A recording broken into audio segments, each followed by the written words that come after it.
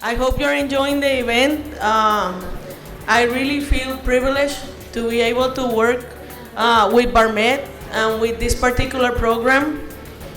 I'd like to thank Jose Vargas, our president, because he's really been the person who organized this event. And he's really the person who is behind our whole program. And we wouldn't be here without him, so I want a big round of applause for Jose.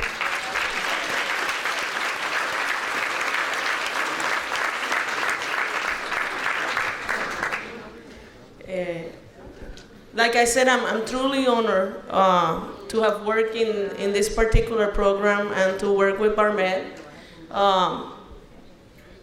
As you will see, one of the biggest things that we're trying to do is be innovative, and that's what this conference is about. We're talking about innovation, and we have brought here a group of people that we thought in their own areas are very innovative. They're innovators.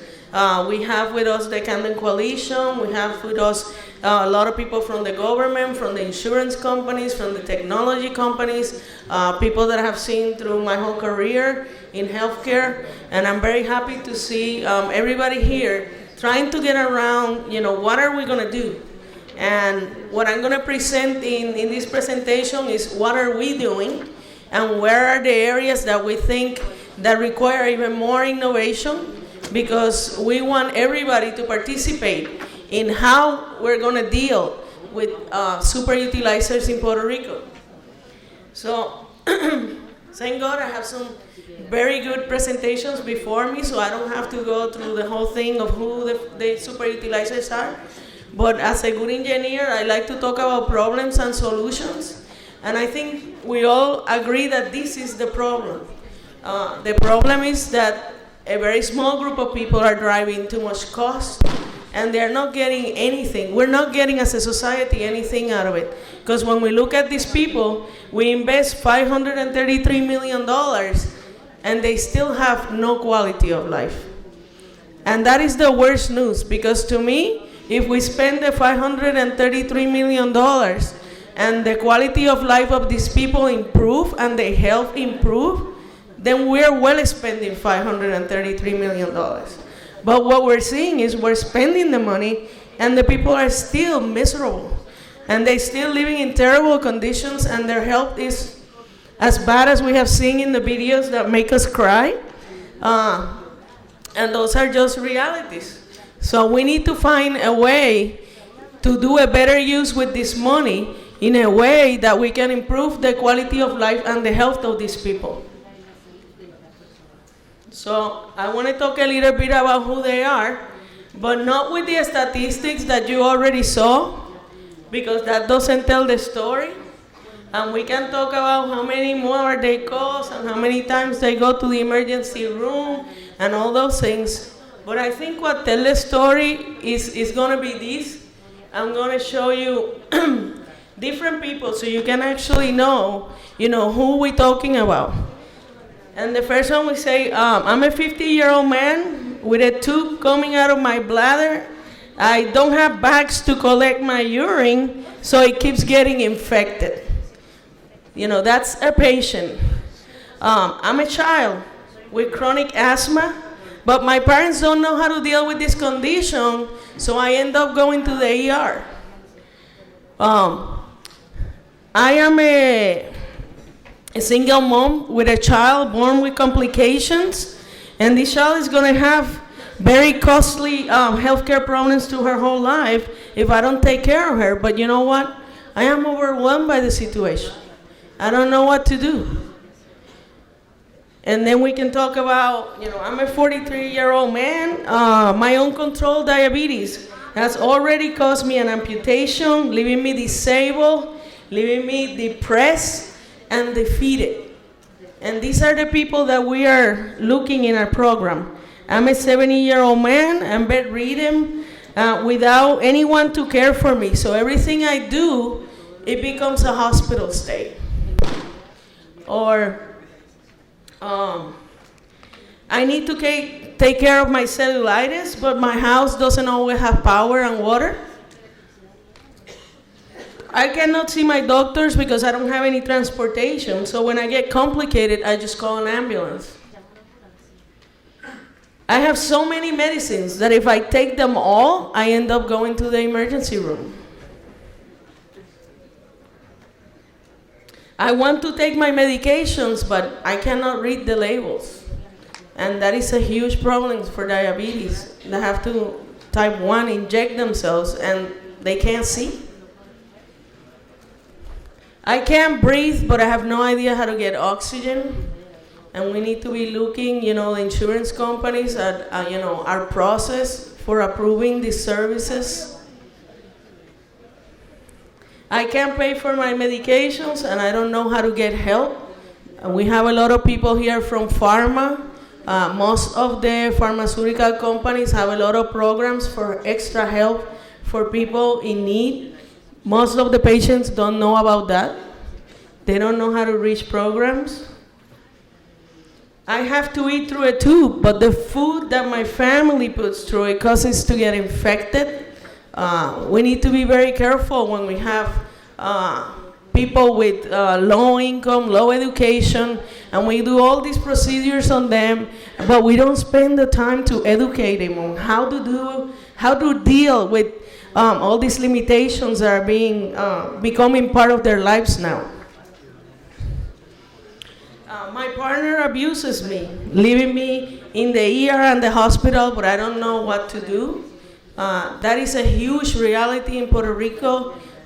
There is a lot of abuse, and we need to do a lot more in educating and doing that cross work between government agencies to make sure that we are being effective helping these people. I am homebound, but I can't get my doctor to see me, and I get worse every day. I know we have a lot of medical groups here. We are part of that. We have some medical groups ourselves, and we need to work on home visits. I know it doesn't pay. I know doctors don't want to go to the homes, but they end up paying 3 and 4 and 10 times when these people get complicated and they continuously go to the hospital. So we need to get smarter in this and look at the big picture. My treatment is so fragmented that it ends up making me sicker. And yesterday we had a great conference with Jeffrey Brenner from Camden Coalition, who's going to be talking with us today, and I don't know what his conference is going to be about, but I know yesterday he talked a lot about the problems of fragmented care and misdiagnosis, and how we keep throwing services to people without looking at what's really happening to them, and it ends up costing us a lot of money, and it costing them a lot of health. And the most important one, I don't understand the system. I think if there is one thing that we have seen in all the presentations today, and all of us that have spent a considerable part of our lives in this industry, is that we get so accustomed to it that we start thinking that the healthcare industry is so simple and easy. So how can other people don't understand it? Well, sure. We have good education. We've been in this business for 10, 20 years. It seems very simple to us. But that is not the reality of many of our patients, of most of our patients. People who doesn't know how to read and write, who have no idea what's the difference between this kind of doctor, that kind of doctor, who sometimes thinks the nurse is a doctor, who many times are confused, and we have all these procedures that they need to follow in order to access care, and they end up being extremely confused. And that confusion costs them a lot of health, and it costs us a lot of money. So what do we have to do? One of the reasons that we're here is to try to figure out as a group, how can we impact these people? And I love this particular quote from Thomas Edison. There is a way to do it better. Find it. And that's what we need to do. We need to find a better way to deal with these patients, which are not the ordinary people, which are different. We have very particular barriers that all of us could impact in different ways in the different jobs that we have within the industry.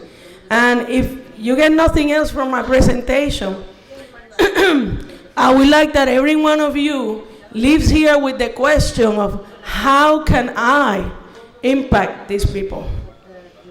What can I do in my job, in what I do, in the industry to impact these particular patients? Because it's nice to see the videos, it's nice to see the presentations. I cry, some people cry. That's all wonderful, cathartic, but that's not gonna help anybody. So we really need to look and see how we, in our individual jobs, can do something to improve the lives of these people.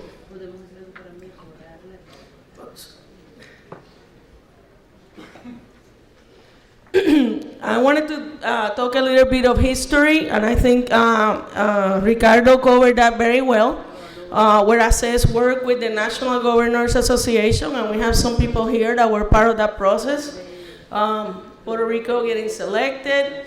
Then we created actually some alliances, and those alliances came originally with SSS and Camden Coalition, VarMed, and ACES to create this particular program that we're going to talk about today. The idea of these alliances was to promote integration, to bring in people from the United States that are leaders in this area to help us in Puerto Rico, to help everybody understand the problem, to standardize best practices. And one of the main things that our program wants to do is to integrate the PCPs, to integrate the medical groups as part of the solution to this situation. So we adopted the triple aim. We want to improve the health, we want to improve the quality, we want to decrease costs. We created objectives for our program, and some of those objectives were empowering the patients. We realized that we can sit and do everything for the patient, and then when we leave, the patient is in the same position that we started. That doesn't work. We need to make sure that the patient learns how to do these things by themselves. And we need to make sure that we have a system where the patient can really navigate on their own.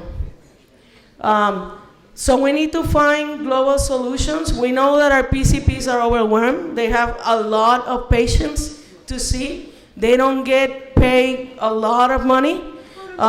So the reality is that we need to give them other tools for them to do their work. And that's a lot of what we do in our program, is add additional tools to the PCPs. I know there was a question that was just given to Stephen. The PCP, somebody asked how the PCPs can get information about their super utilizers.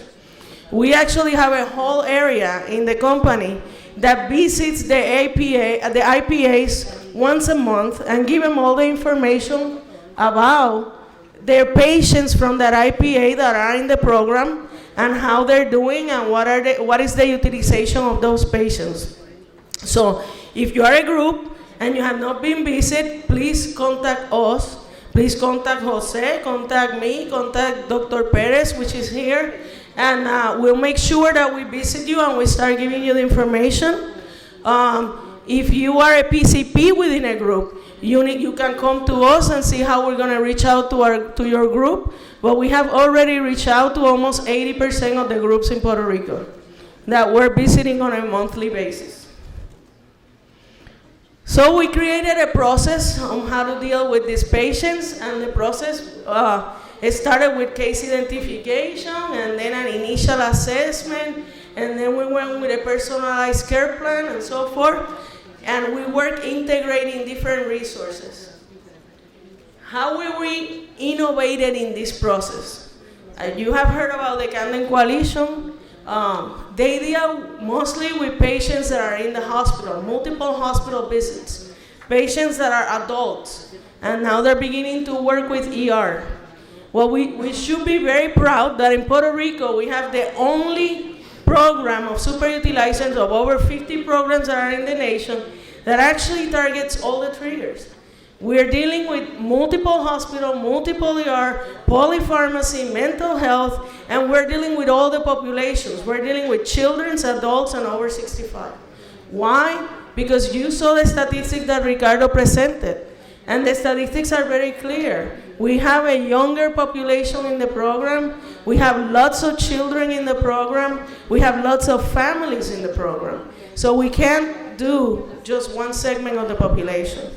And when we do clustering, like we saw in the presentation of Stephen, we have clusters of hospital, ER, polypharmacy patients. So we have to look at them in different buckets. Puerto Rico program is the only one that targets children and families. That is another innovation of our program. Nobody else is looking at the whole family. We have families of superutilizers, and mostly those are driven by social issues. One thing that we want to do with the care plans, we have integrated care plans. A lot of people do integrated care plans, but we keep talking about adequate level of care, chronic disease management, better care transition, and patient empowerment. If we don't empower those people, we have a year to work with them. If after they leave the program, they don't know how to navigate the system, we haven't done our job. We have an interdisciplinary team. I have a lot of fights with the team for the different pictures that I selected. Some of them are not as nice as people think they look. Some are a lot nicer than people think that they look.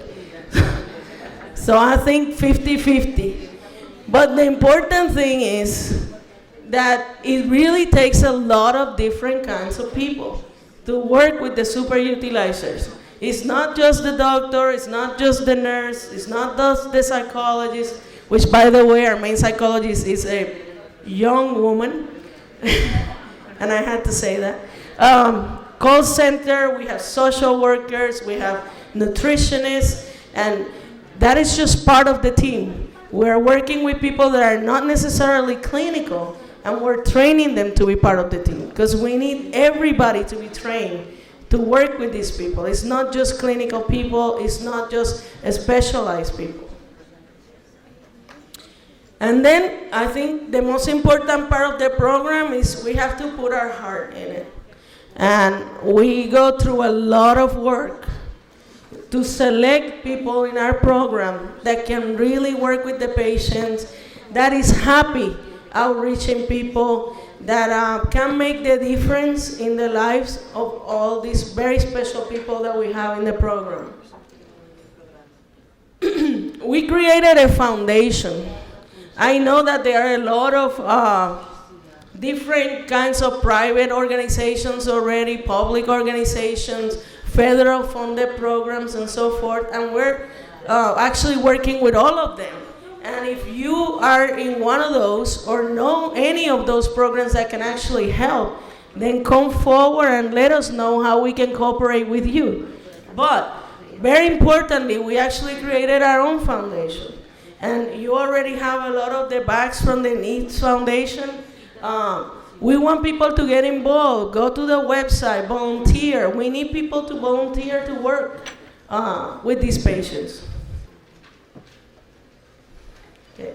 The way we structure the program, and we can have a lot of discussion of how long it should be, what are the phases, but we actually decided that it'll take us a year to work with most of the patients. Some may be shorter, some may be longer, but the idea of actually training them to work in the system, to work with the primary care providers and reintegrating them, it takes a long time.